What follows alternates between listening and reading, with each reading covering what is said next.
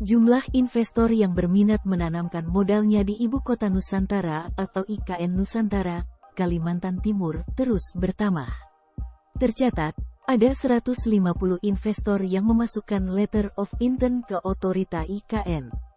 Ketertarikan investor ini bukan tanpa dasar. Lantaran pemerintah menawarkan insentif yang menggiurkan, lebih besar dari yang ditawarkan di kawasan ekonomi khusus. Dilansir dari Kontan, proyek IKN membutuhkan dana sekitar Rp466 triliun hingga 2045. Sebanyak 20% kebutuhan pendanaan IKN tersebut akan diperoleh dari APBN. Sisanya akan didapatkan dari investasi yang ditanamkan di sana. Otorita Ibu Kota Nusantara, OIKN, pun berupaya menarik para investor untuk mau masuk menanamkan modalnya di IKN.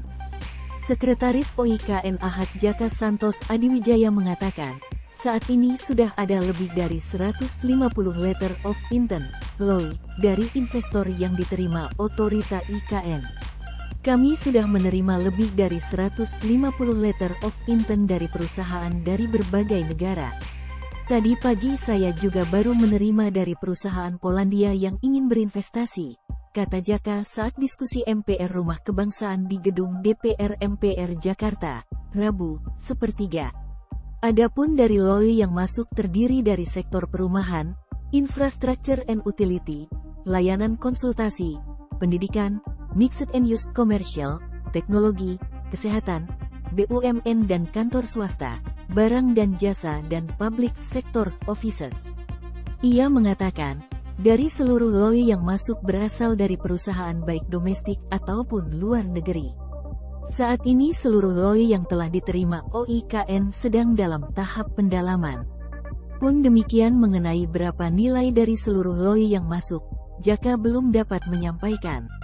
Ia mengatakan, investor tentunya masih menghitung, mengkalkulasi dan meninjau bagaimana lokasi yang akan menjadi tujuan investasi mereka.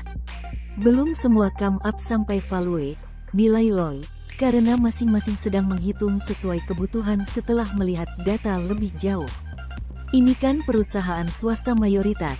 Swasta itu tentu mengkalkulasi berapa biaya yang mereka bisa hasilkan untuk dapat produk yang mereka bisa nikmati sebagai returnnya, jelasnya. Ia menambahkan, tahun-tahun 2022 sampai tahun 2024 pembangunan akan dilakukan di kawasan inti pusat pemerintahan, KIP, di mana akan banyak dibangun infrastruktur dasar. Adapun kawasan-kawasan sekitarnya nantinya bisa dilakukan pembangunan oleh swasta. Untuk menarik investor datang ke IKN, pemerintah juga tengah menyiapkan aturan insentif bagi investor. Ia menuturkan saat ini aturan insentif bagi investor di IKN sedang menunggu ditandatangani oleh Presiden. PP, insentif, sebetulnya sudah diparaf oleh para menteri yang mendraft. Ya, setelah proses paraf kan dikirim ke Sekretariat Negara, nanti dirapikan baru ke Presiden. Nah, Presiden kan tunggu jadwal beliau saja, ungkapnya. Insentif yang akan ditawarkan hampir sama dengan insentif bagi kawasan ekonomi khusus, KE. Hanya saja di beberapa poin jumlah besaran insentif di IKN lebih tinggi dari KE.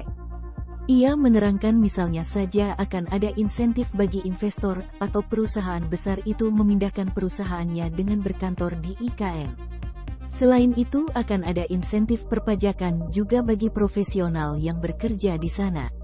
Kita juga attract perusahaan besar memindahkan perusahaannya dengan berkantor di IKN, karena mereka akan dapat tax facility selama 20 tahun misalnya. Bukan hanya perusahaan, profesional yang bekerjanya pun akan dapat insentif perpajakan. Itu salah satu poin-poin yang dimasukkan dalam PP investasi yang akan segera terbit, kata Jaka.